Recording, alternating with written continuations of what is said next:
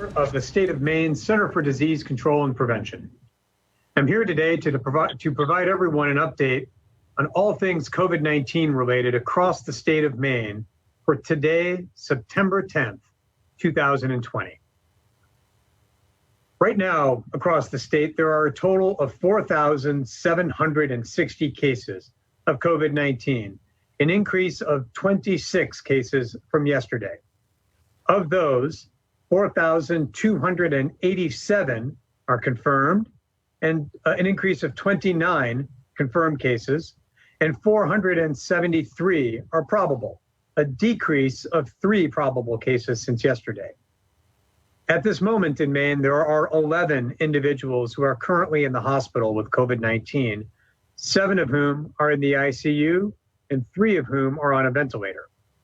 134 individuals have passed away with COVID-19, the same number as it has been for a few days now, and 4,153 have recovered, an increase of 18 recoveries since yesterday.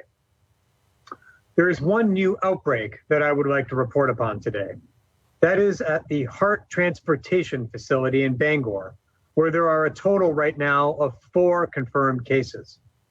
Heart Transportation is a freight hauling company, and what we know right now is that all 4 of these cases are among employees. Maine CDC just had a call with the leadership of Heart Transportation that just wrapped up an hour or 2 ago. And as of right now, all the staff at the Bangor site have been tested.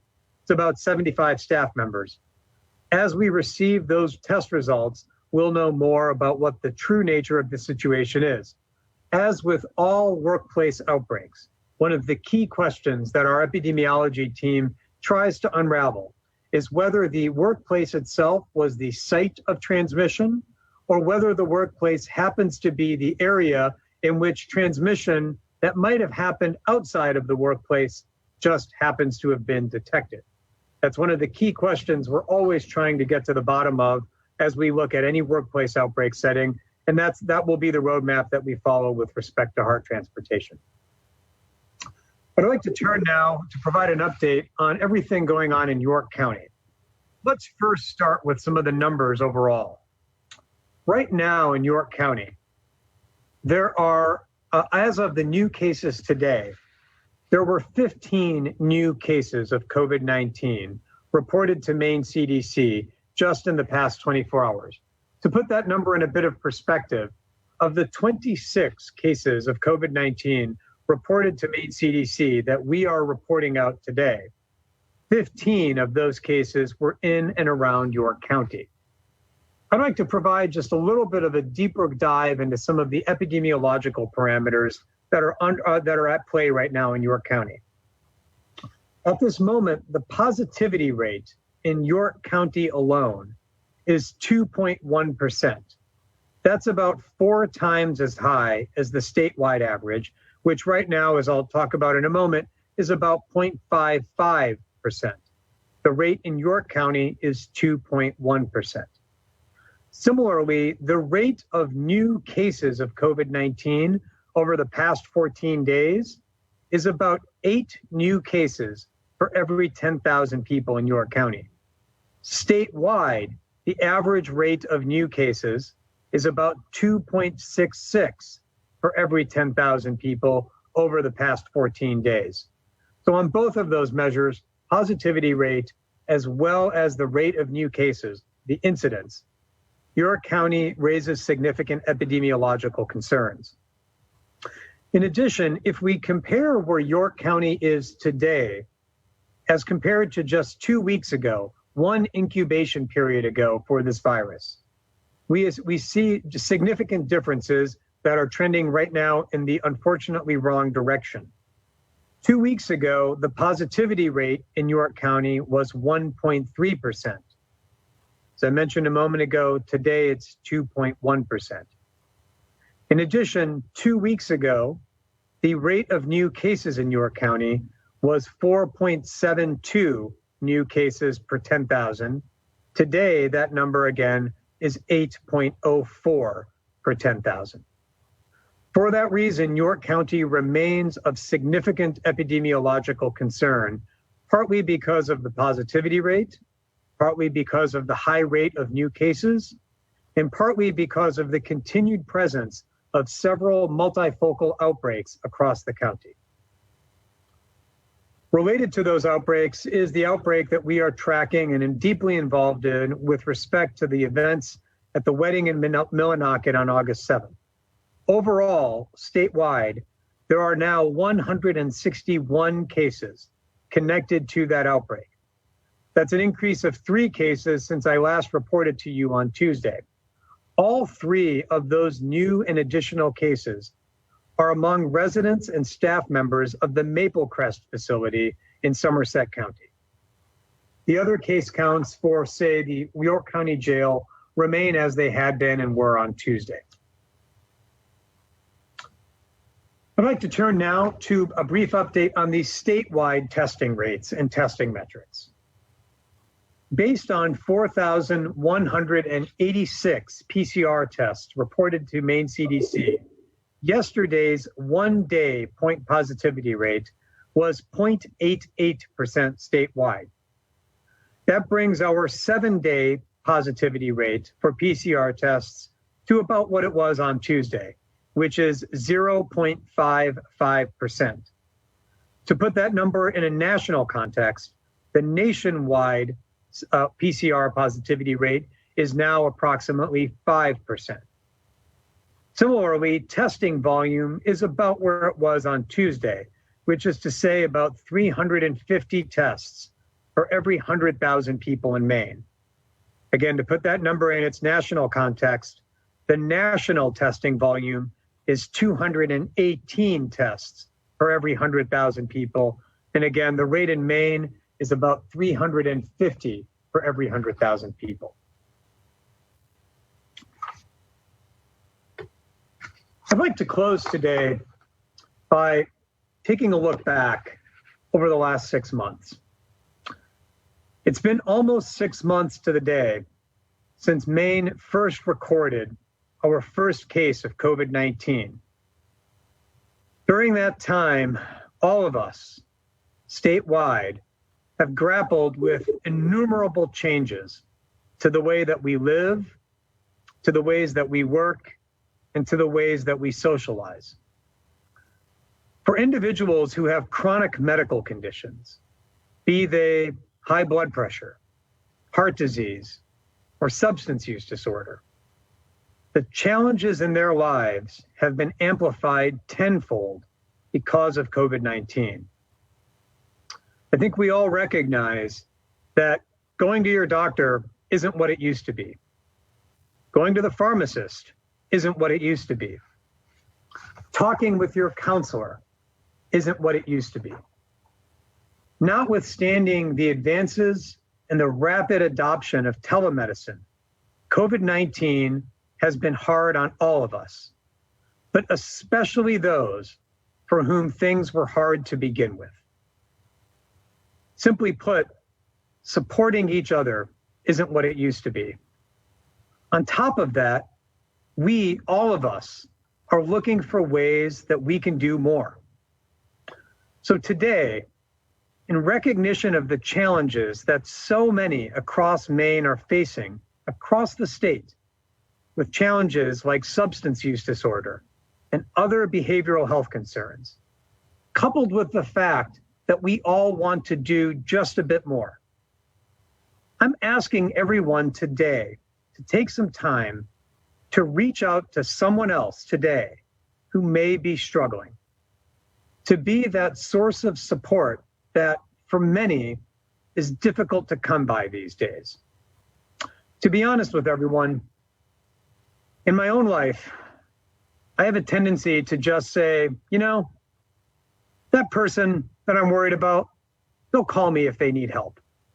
They'll let me know if they're in distress. But that's not right. It wasn't right even before COVID. But COVID has made it that much harder for all of us to look out for one another.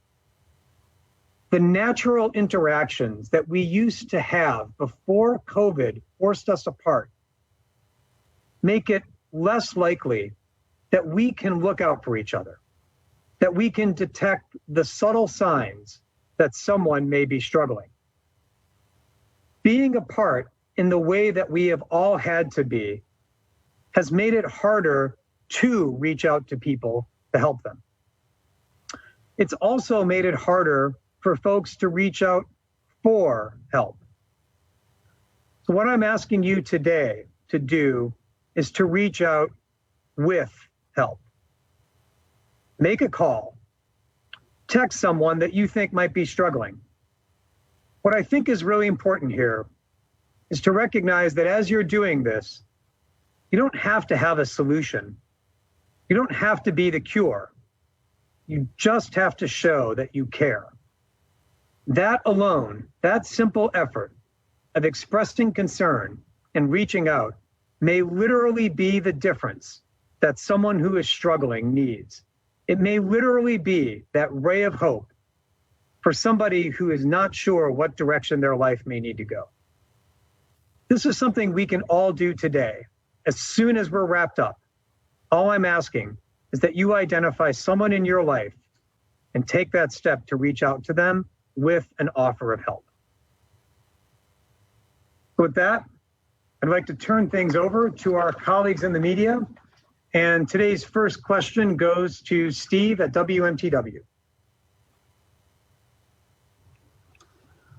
Thanks, Doctor. We were hoping to hear from the Maine Principals Association by now.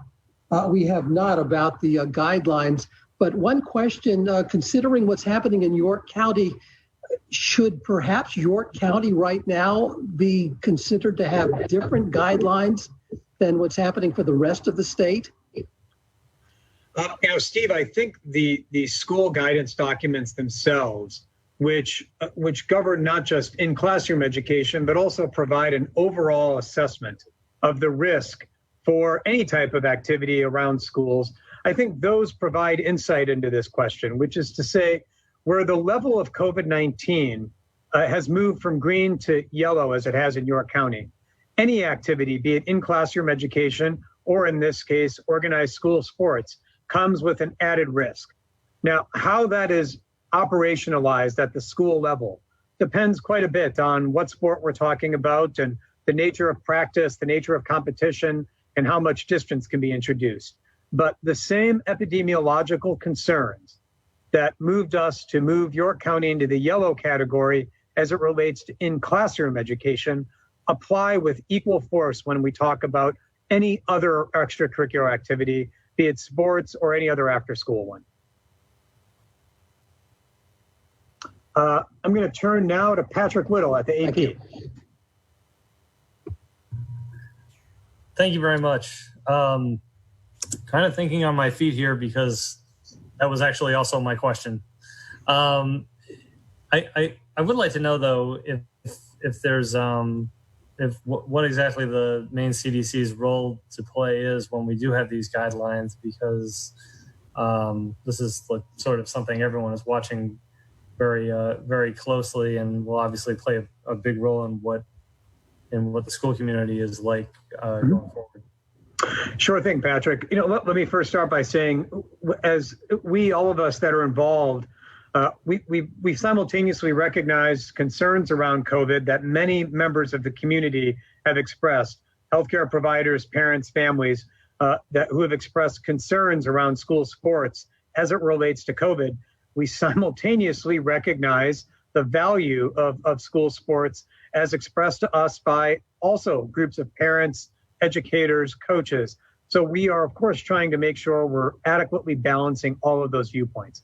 Maine CDC's role in this discussion is what we've been doing for some time now, which is providing a scientific analysis of what the potential risk is, what the epidemiology is on the ground in different counties across the state, and helping those who are deciding these matters, the Principals Association, the Department of Education, to equip them with all the scientific and epidemiological data that we've got as they are going about making these difficult decisions.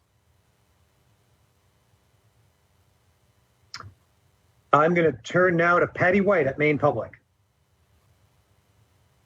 Thank Thanks, Dr. Shah. I spoke to the attorney who represents the Calvary Baptist Church, and he said that neither the church nor its school, Sanford Christian Academy, is requiring masks be worn, and that most people aren't wearing them.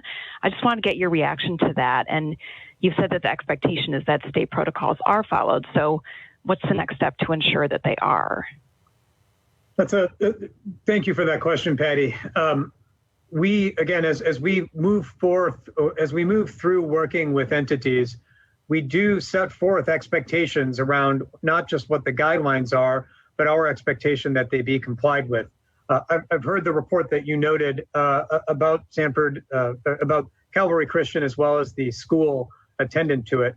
We're evaluating where we go from here. We want to make sure that we continue to do what's best for our congregants, for students that may be attending there. At this moment, there remain 10 cases of COVID-19 associated with Calvary Baptist Church in Sanford. So we're evaluating where we are going to go. Our priority, of course, is doing nothing other than keeping individuals safe. We are hoping that Pastor Bell and members of that church opt to wear face coverings. But given what you've noted and the reporting that you have provided on this, we are concerned that there is not full compliance with the guidelines. Where we go from here right now is under discussion. I don't want to be hasty. These are challenging situations. I don't want to jump to any conclusions until, for example, we ourselves have verified all these facts, but we are evaluating where we go from here. Okay, thanks. And also, do you have any more information about the circumstances that led to the outbreaks at the American Legion and the Lafayette Social Club in Sanford? Were there issues with crowd limits or distancing or masks? I'll take them one by one. With respect to the Sanford American Legion, we still haven't determined what the actual size of the crowd was. The reason for that is that there were two interrelated events. There was a funeral, and then there was the reception itself that was held within the American Legion building. Of course, our concern is what were the crowd sizes at both. For the outdoor, was it more than 100? For the indoor, was it over 50? We're simultaneously trying to just get a sense of who was there, what contacts they may have had, who else may be at risk for COVID-19. So both of those are occurring in parallel. One part is a epidemiological evaluation that uses contact tracing, et cetera. The other is more of an enforcement-driven exercise. Similarly, at the Lafayette Social Club, we're proceeding along parallel tracks. What do we know about the epidemiology? Who may be at risk? Who do we need to make sure that contact tracers are getting in touch with? And then simultaneously, what do we know from an enforcement perspective? We still don't have all the answers yet. That investigation, that enforcement piece is still underway. Once we've got more answers, I'll make sure we report to everybody. Okay, thanks. I'm going to turn next to Dustin at New England Cable News. Hi, Dr. Shah. Going back to the high school sports topic, what have the discussions that you've been involved with been like overall with the various parties and about each sport, that type of thing?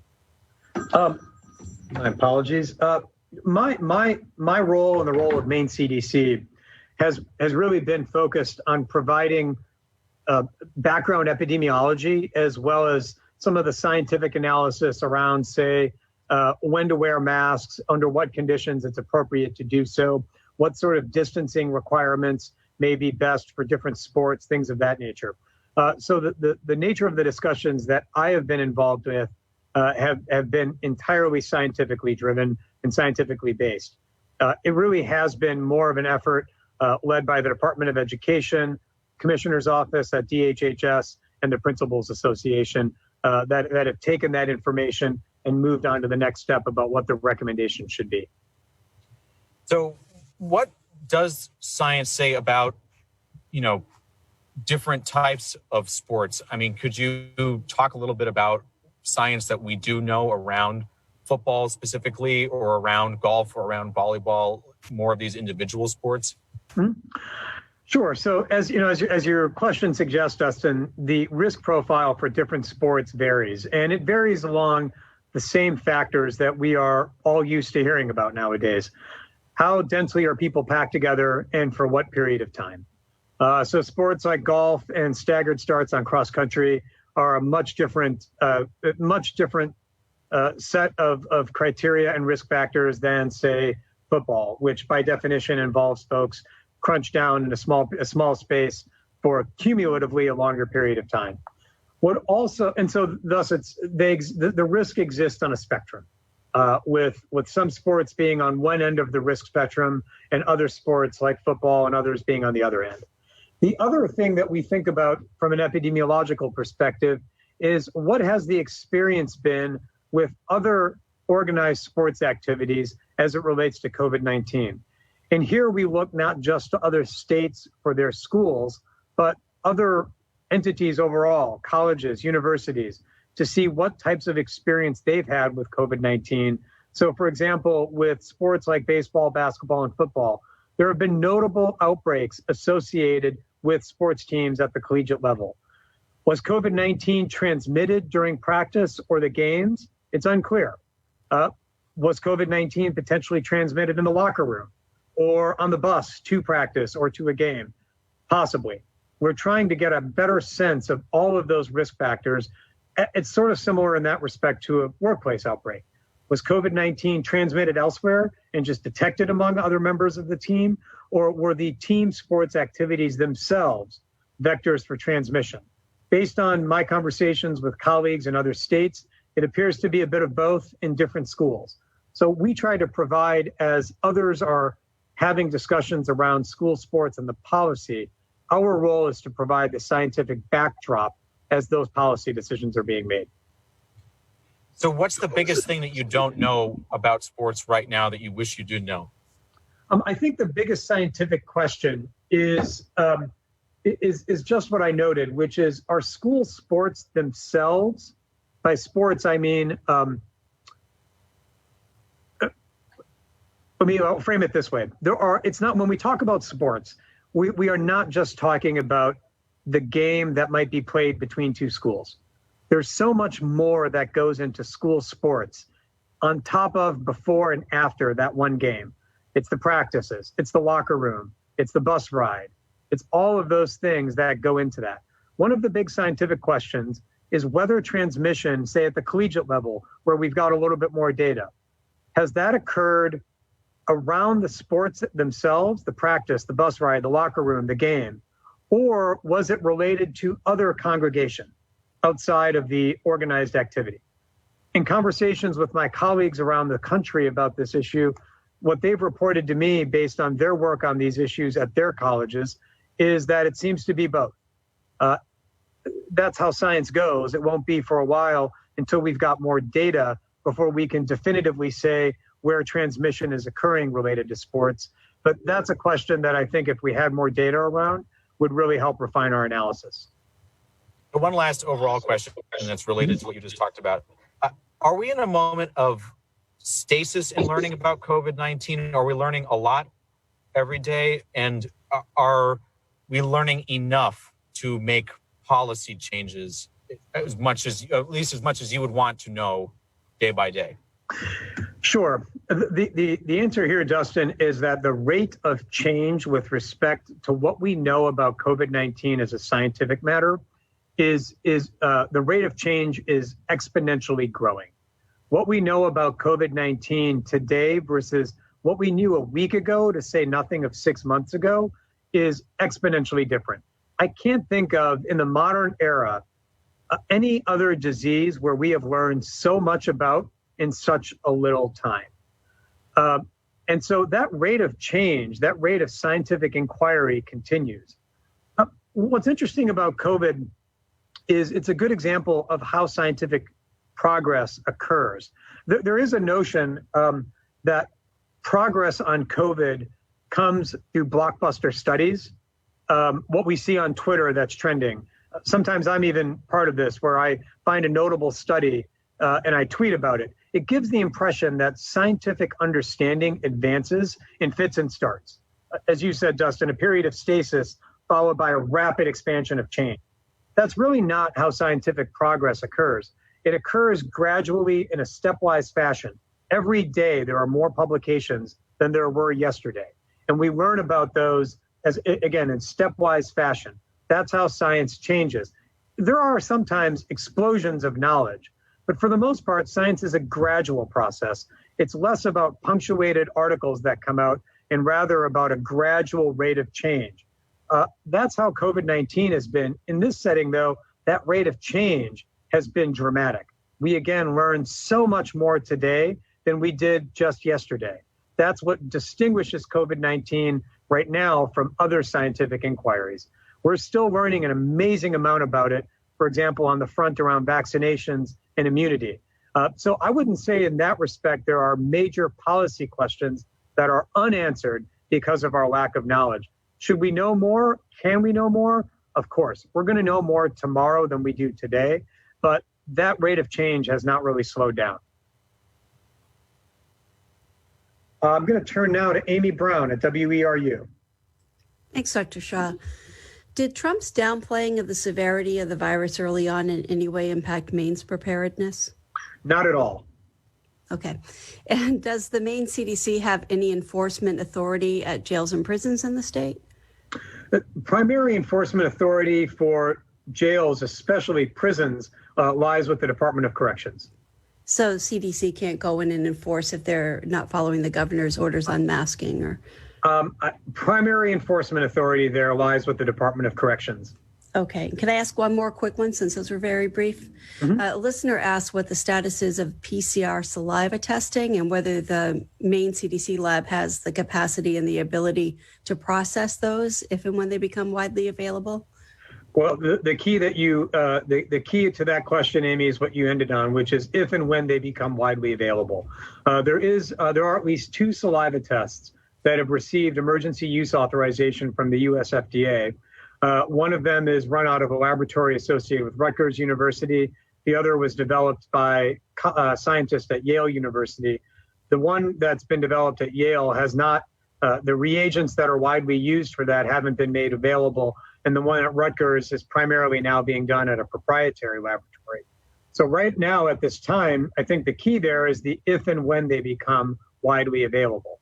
If and when they become widely available, depending on what the reagent supply is and how many chemicals there are that are available for them, we'll evaluate what the utility of them is. Saliva testing is an exciting development with respect to COVID-19. It does, however, take more time. And collecting that degree of saliva has in other situations been thought to be a little bit slower than a quick swab of the nose. So we've got to take those throughput questions into account as we're evaluating bringing on any new test. Great, thank you. Mm-hmm. I'm going to turn now to Joe Lawler at the Press Herald.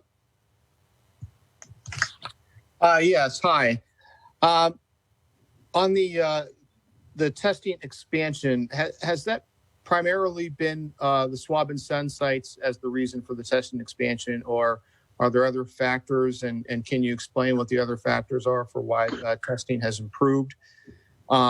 And then my second question is about the Calvary Baptist Church and school. What would the states? I know you said you're still looking into, how well or not well they are complying, but what would the states what could the state do in terms of enforcement for church and a private school? Can you explain that a little bit? Thank you. Sure. So Joe, let's start with the increase in testing volume that's occurred across the state. As I've mentioned before, it's increased dramatically. As of Tuesday, it had almost more than doubled in a 30-day period, more than doubled in a 30-day period. And that's a good thing. The more testing that we've got is actually, I think you would ask, Joe, there's a direct relationship between the amount of testing that we're able to do and our ability to spot changes in transmission patterns of COVID-19, to say nothing of detecting outbreaks quickly and getting on top of them. The increase in testing volume is being driven by a couple of factors, one of which is the increased availability of testing at the Maine CDC laboratory here in Augusta. When we have greater availability of testing, we're able to throw our doors open as widely as possible and run as many samples as we can. So that allows us, for example, to work with nursing facilities to test all their residents on an ongoing basis. It allows us to undertake more widespread testing of other types of healthcare workers who might be coming into contact with vulnerable patients. So that availability, owing to the work that the Maine CDC laboratory staff have done to bring on the mobile lab, is a big reason that our testing volume statewide has increased. Another reason is coincident with that, which is bringing on the swab and send sites.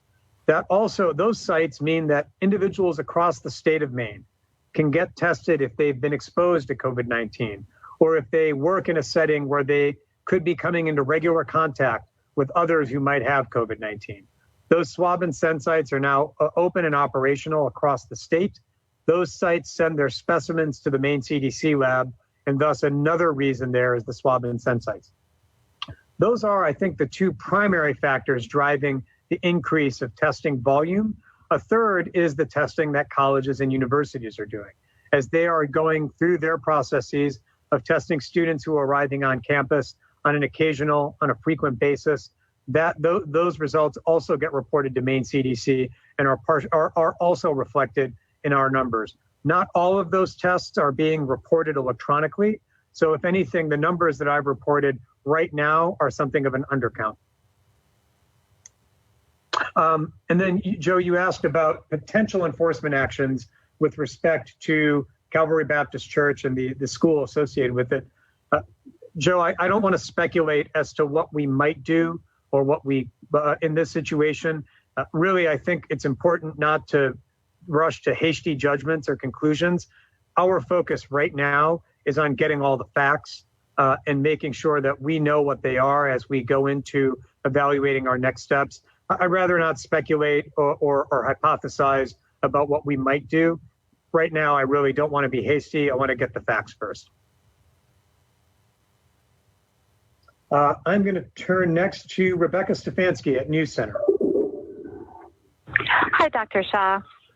I have a couple of questions. The first being, are any people in Maine participating in vaccine trials? Is this something that the CDC would help coordinate at all? No, vaccine trials are really between the manufacturer of the vaccines, the US FDA, and the research sites that are involved with them. Early on, I believe there was one research site in Maine, but I'm not sure what their status is and if they are still operational, how many individuals they've enrolled and into what vaccine trial. But that's really something that's not managed at the state level. That's between and among the US FDA and the researchers themselves. Okay. And regarding remdesivir, are there any updates on recommendations for use or the efficacy? And is there any preparation to have more on stock for the fall and winter? So remdesivir shipments have continued to come from the U.S. government. We've continued to receive them partly at Maine CDC, but also hospitals themselves are now also directly able to receive them straight from the U.S. government.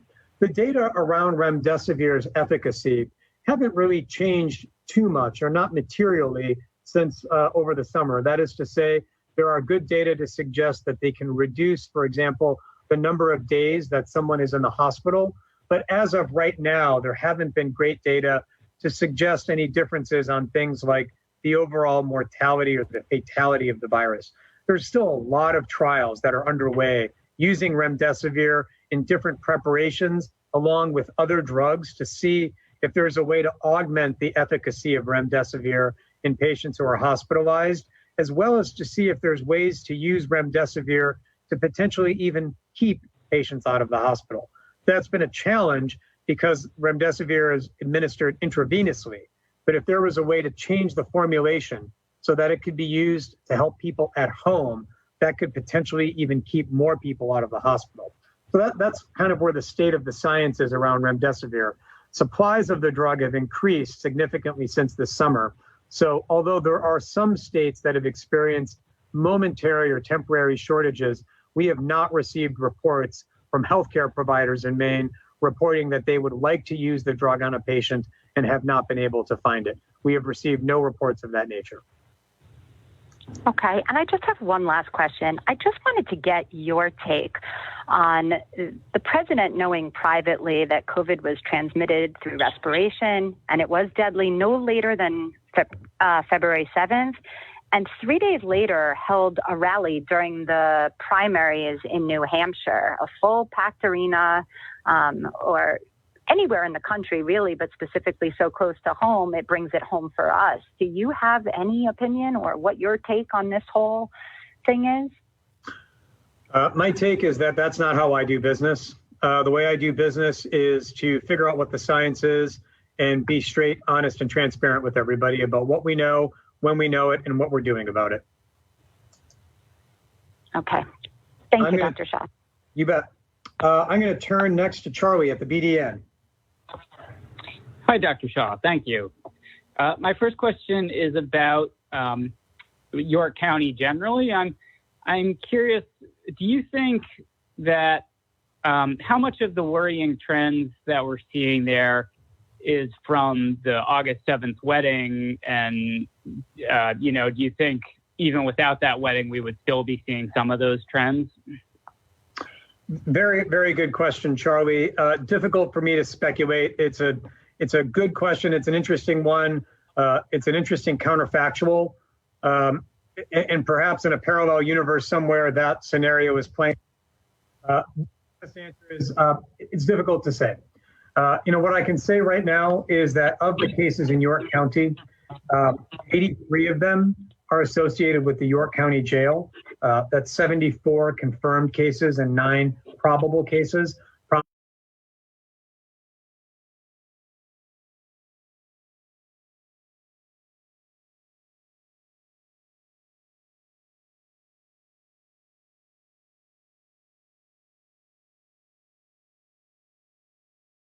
Probable cases being typically family members who are close contacts of confirmed cases. So right off the bat, there are 83 of the cases in York County that are at least linked to the Millinocket wedding because of a staff member at the jail who attended the wedding on August 7th. The real question then is how much of the other transmission in York County is related to the jail, or is it independent and indicative of just community level transmission? The straight answer, Charlie, is, what I'm going to say is, again, one of those things that is really difficult for scientists to say, but in keeping with Rebecca Stefanski's question, I don't know the answer, is the best thing I can say. It is possible that there are linkages between the York County Jail and other outbreaks in York County that we may not have fully elucidated. It's equally plausible that they are independent events. The straight answer is we just don't know at this time. It's a hard thing to say for people in science, but it's the truth. Okay, and my other question is about the back to Calvary, the Calvary Baptist Church.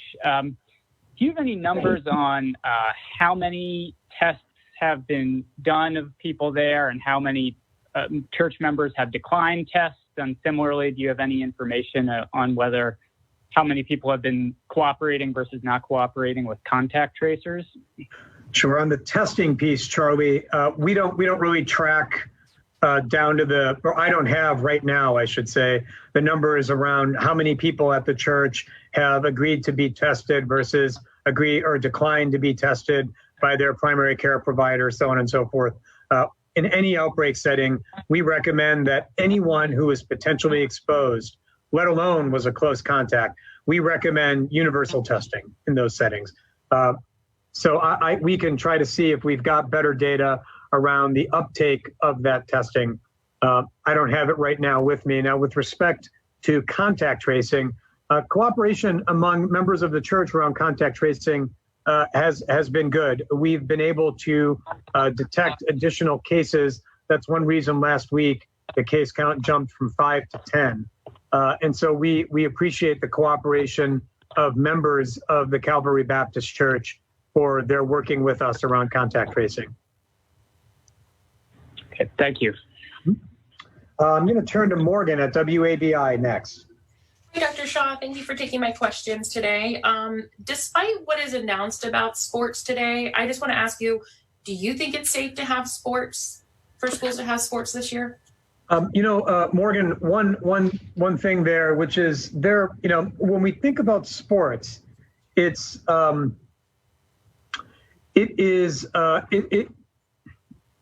are not a monolith.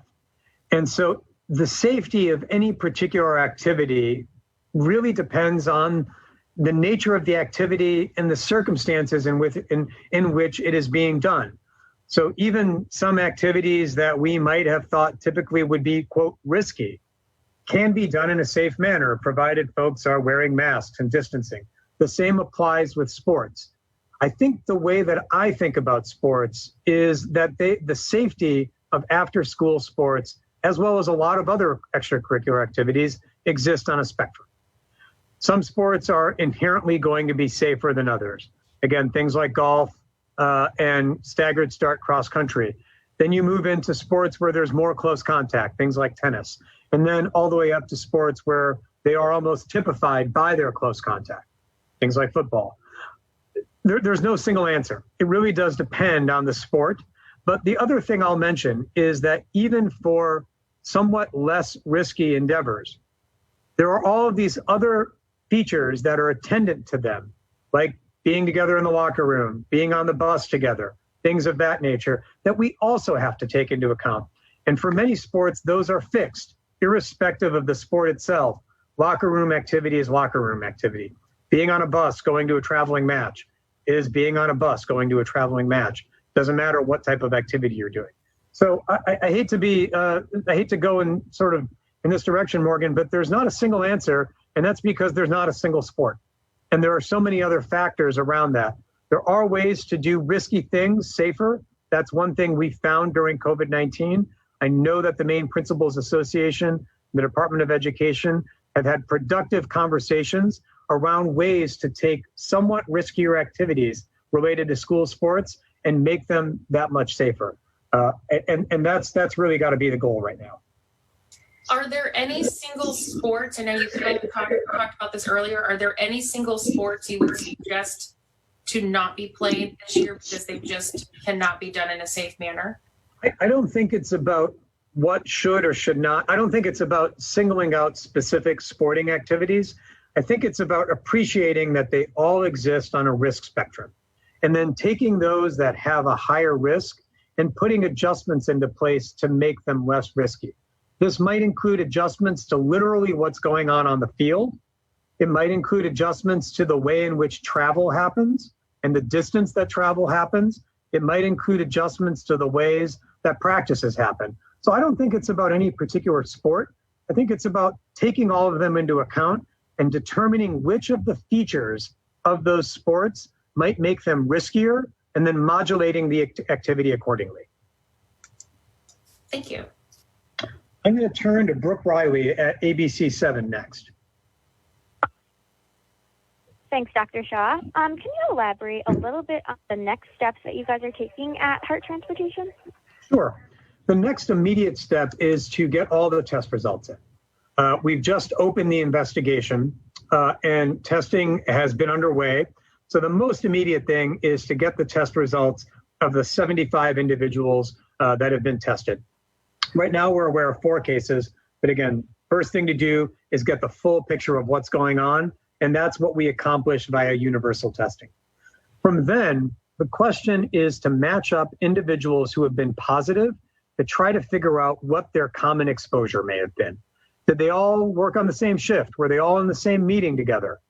Once we get a better sense of what their common exposures may have been, we can then reach out to others who may have been in that meeting, let's just say hypothetically, and say if there were 20 people in the meeting and we found 6 people were positive, then we can really focus in on those other 14, make sure that they're doing okay, things of that nature. So that's what we call active case finding. We're actively going out and looking for cases. Another component is to take all the individuals that we know to be potentially exposed and enroll them into our contact tracing system. That's something that I've talked about. We want to make sure that anyone who is exposed is being in touch with the Maine CDC so we can see what their symptoms are. And then, of course, the third piece of the investigation is to try to tamp down on any further spread. If there are 4 individuals, 6, however many we find, we want to make sure they are rapidly in isolation so that they're not propagating or spreading the infection to others in and around the facility. Got it. Thank you so much. Mm-hmm. And the last question of the afternoon goes to Brad Rogers. Hi, Dr. Shaw. We talked a lot about York County today. This weekend, this Friday and Saturday night, out in the country on private property, there's a music festival. They've been doing it every weekend for the last 6 years. This one looks like it could be a bigger event. They're inviting people from out of state. Do you have any concerns about that? And what are those concerns? I'm not familiar with the precise event that you note, Brad, so I can't comment specifically. I can comment generally on a few things. The first is that Governor Mills's executive orders around things like gatherings apply irrespective of the type of gathering it is or where the gathering it is. It applies to everyone in the state. And for reference, for outdoor activities, the gathering limit is 100 people at the entire gathering. The second thing, though, is that for anyone who's organizing an event like that, A, you have to abide Governor Mills's executive orders, but B, assuming you can come in under that 100-person limit. I think we've all got an obligation now as folks who are organizing events, having friends over, doing whatever that may be, to do so in a manner that's safe. None of us wants to be associated with generating an outbreak of COVID-19. And fortunately, for folks who are organizing events, the steps that can be put into place to keep folks safe are things we've talked about for many months now. Making sure everyone's got a face covering on, offering them to folks who may not have one to come up with, providing as much physical distancing as possible at the event. These are the things that I think all of us have an obligation to do as we are organizing events. That is right now the safest way to keep everyone safe from COVID-19 as we are going through this process. It's tough to do. I recognize that. We all want to get back to the way things were before, but we're not there yet. And with respect to COVID-19, especially in York County, I think the numbers that I read off should be a clarion call to everyone involved. We have to do better in order to keep vulnerable folks safe. Before I wrap up today, one point of clarification and then one closing remark.